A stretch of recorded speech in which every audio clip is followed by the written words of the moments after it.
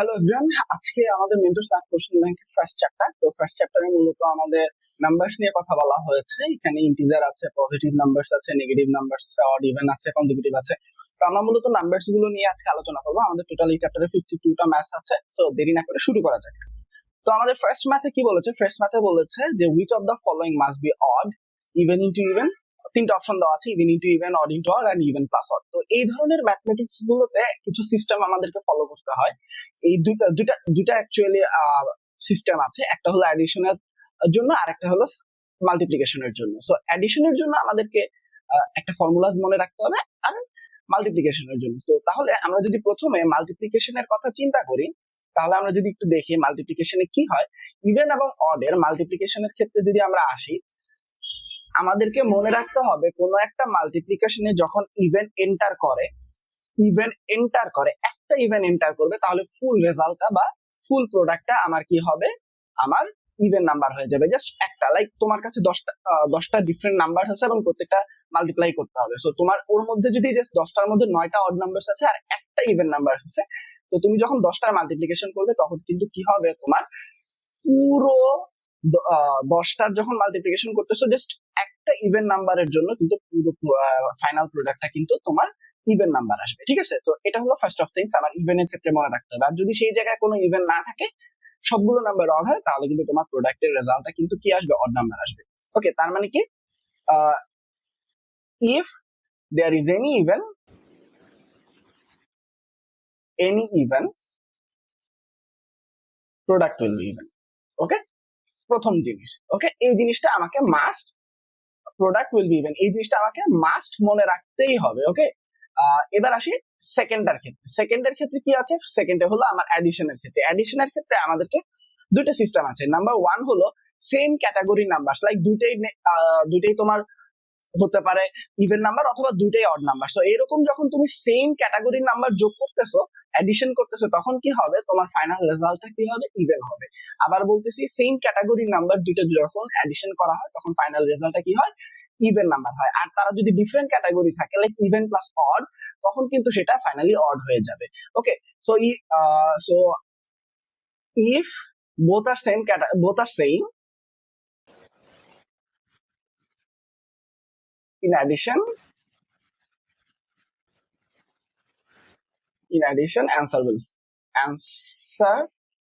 will be even. তো ইভেনের এই দুইটা জিনিস, দুইটা রুলস ফলো করলে বা দুইটা রুলস মনে রাখলে তোমার বাকি সবগুলো কিন্তু ইজি। তাহলে আমরা একটু যদি ম্যাথটা দেখি, এখানে কি হচ্ছে? প্রথম অপশনে বলছে ইভেন ইনটু ইভেন।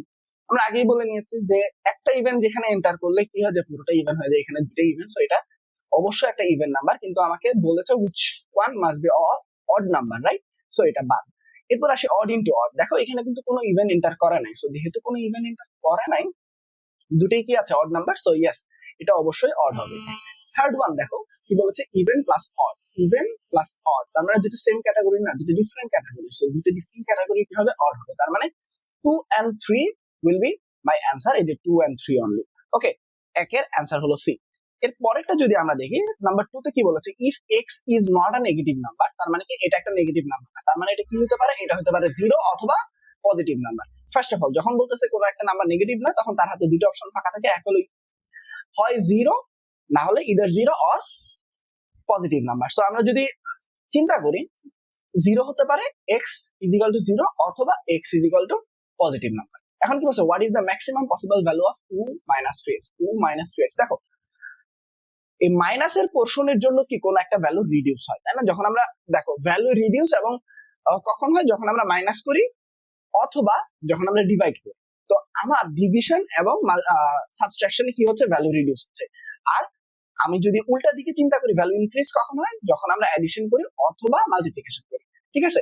সো আমার কি বলেছে এখানে? লাগবে কি? Maximum possible value. Maximum possible value তার মানে যেই অংশটা রিডিউস করবে সেটা সবচেয়ে আমার পক্ষে যতটুকু মিনিমাম নেওয়া সম্ভব আমি সেটা নিব। তাইলেই তো পুরোটা কি হবে? ম্যাক্সিমাম হবে, তাই না? কারণ যেই অংশটা আমাকে রিডিউস করবে সেই অংশটা যদি ছোট হয়, তাহলে আমার রিডাকশনও ছোট হবে, তাই না? আর আমার যখন রিডাকশনটা ছোট হবে, তখন আমার কি হবে? ম্যাক্সিমাম পসিবল ভ্যালু কিন্তু আসবে। তো তাহলে এখানে 2 minus 3x, তার মানে এই অংশটা আমাকে ছোট নিতে হবে। এই অংশটা যদি ছোট নিতে চাই, তাহলে x ও আমাকে হাইয়েস্ট মানে লোয়েস্ট পসিবল ভ্যালু নিতে হবে। কারণ কি লোয়েস্ট পসিবল ভ্যালু, কারণ এক্স কি আছে মাল্টিপ্লাই আকারে আছে, এবং মাল্টিপ্লাই কি করে ইনক্রিজ করে, যখন ইনক্রিজ করবে সেই পোর্শনটা সবচেয়ে ছোট নিলেই কিন্তু কি হবে সবচেয়ে কম ইনক্রিজ হবে, তাই না? তাহলে এক্স এর ভ্যালু আমাকে কি করতে হবে লোয়েস্ট পসিবল ভ্যালু নিতে হবে। তাহলে আমি যদি এক্স এর ভ্যালুটা লোয়েস্ট পসিবল ভ্যালু নিতে চাই, আমার ইদার পজিটিভ হতে হবে অথবা জিরো হতে হবে। তার মানে কি এর মধ্যে অবভিয়াসলি জিরো হলো কি সবচেয়ে লোয়েস্ট ভ্যালু, ঠিক আছে? তাহলে এক্স ইজিক্যাল টু যদি জিরো হয় তাহলে 3 ইন্টু জিরো কি হবে জিরো, আর 2 মাইনাস জিরো ইজিক্যাল টু 2। তার মানে আমার ম্যাক্সিমাম পসিবল ভ্যালু হলো 2। এর পরেরটাতে চলে যাই। নাম্বার 3 তে কি বলেছে if x and y are both in odd integer, তার মানে কি দুইটাই odd integer, which expression must be even integer, তার মানে কি এই নিচের গুলোর মধ্যে কোনটা ইভেন ইন্টিজার হবে। তাহলে আমরা একটু দেখি এখানে কি করেছে এক্স স্কয়ার, তাই না? তার মানে কি এক্স ইন্টু এক্স, তার মানে কি odd into odd, odd into odd, odd into odd কি হয় এখানে কোনো ইভেন এন্টার করা নাই, সো এটা হবে অড। তারপর কি প্লাস ওয়াই, তার মানে কি একটা অড অ্যাডিশন হয়েছে, অড প্লাস অড দুইটা কিন্তু সেম নাম্বার, তাই না? সেম নাম্বার, তাহলে কি হবে এটা ইভেন হয়ে যাবে। সেম ক্যাটাগরি যোগ হলে কি হয়ে যায় ইভেন হয়ে যায়। তারপর মাইনাস ওয়ান, ইভেন থেকে এক মাইনাস করলে সেটা অড হয়, তার মানে এটা কি হবে অড। চেয়েছে কি মাস্ট বি ইভেন ইন্টিজার, তার মানে কি এটা আমাদের হচ্ছে না ফার্স্ট অফ অল। তারপর বি নাম্বারটা যদি দেখি কি বলেছে odd into odd, odd into odd এটা হবে, আর এটাও হবে কি অড ইন্টু অড, তার মানে এটাও অড, আবার অড ইন্টু অড এটাও অড, তাই না? এবং এই দুটো যদি যোগ করি তাহলে কি হচ্ছে এটা পাবো একটা ইভেন নাম্বার, তার মানে কি এই যে মাস্ট বি ইভেন কিন্তু আমাদের এসে গেছে এই যে একটা, তাই না? বাকিগুলো আমাকে চেক করতে হবে না, কারণ হলো আমি যখন একটা ইভেন্ট পেয়ে গেছি আমার কিন্তু বাকিগুলো ইভেন্ট হওয়ার সম্ভাবনা নাই, কারণ এখানে অল অফ দিস বা ফার্স্ট ম্যাথটা আমরা যেমন দেখলাম যে 2 and 3, 3 and লাইক 3 and 1 এরকম জিনিস আছে, বা কি বলে নান অফ দি, এখানে নান অফ দিস আছে, কিন্তু যেহেতু আমাদের একটা পেয়ে গেছি তার মানে কি বাকিগুলো আর হওয়ার পসিবিলিটি নেই, তার মানে কি আমাদের B will be the answer.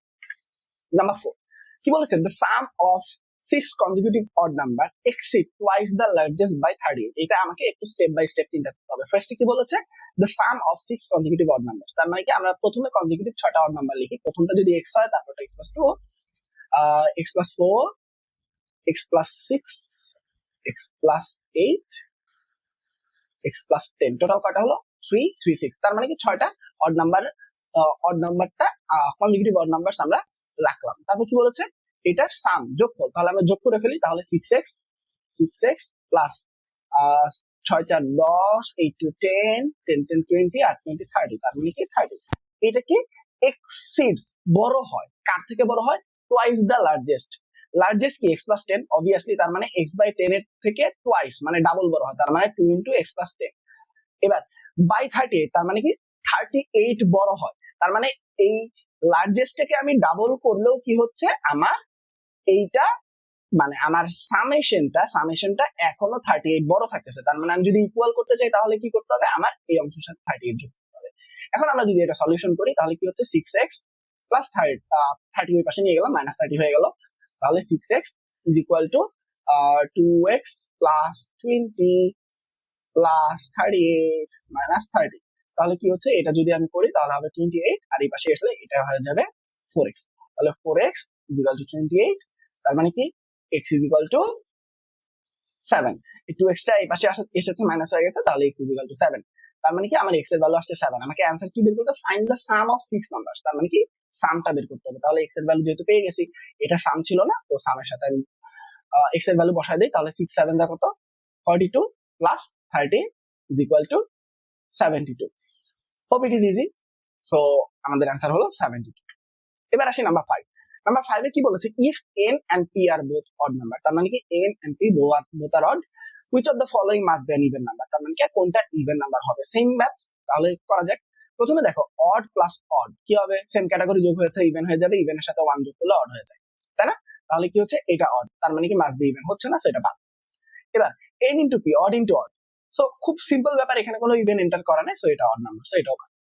এবার n into p plus 2, তার মানে কি এটা তো odd, odd into odd odd, তার সাথে আবার কি করেছে ইভেন যোগ করেছে, তার মানে কি দুটো ডিফারেন্ট হলে odd নাম্বার, তাহলে এটাও বাদ।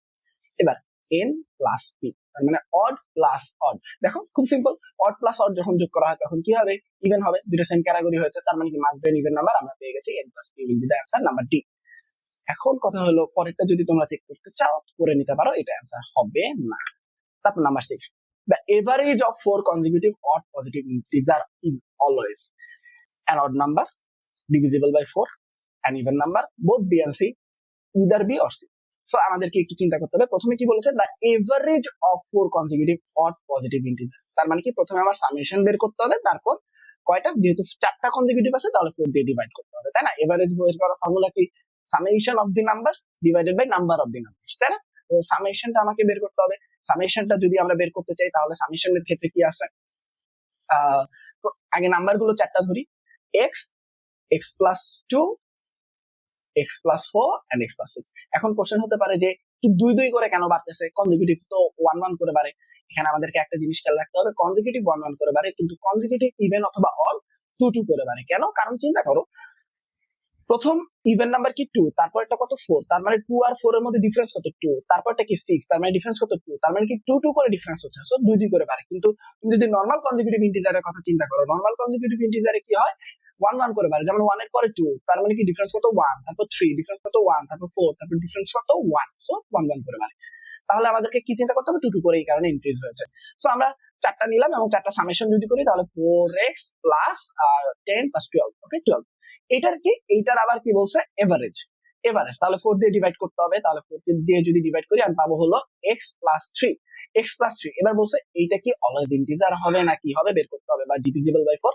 তাহলে চিন্তা করা যাক, প্রথমে কি বলছে, 4 consecutive odd positive integer. So x আমাদের প্রথম অড ছিল, তার মানে কি এখানেও x অড, তাহলে অড প্লাস 3 নিজে একটা অড, তাহলে অড প্লাস অড, তার মানে এটা অলওয়েজ একটা ইভেন নাম্বার হবে। Okay, so an odd number, so এটা বাদ, an even number, c number is correct. Okay, so এটা হলো ফার্স্ট অফ অল থিং। এবার হলো ডিভিজিবল বাই 4 হবে কি হবে না। এখন চিন্তা করো, তুমি বলতে পারো না এটা ডিভিজিবল বাই 4 হবে। কেন বলতে পারছো না, থিঙ্ক অ্যাবাউট দ্যাট।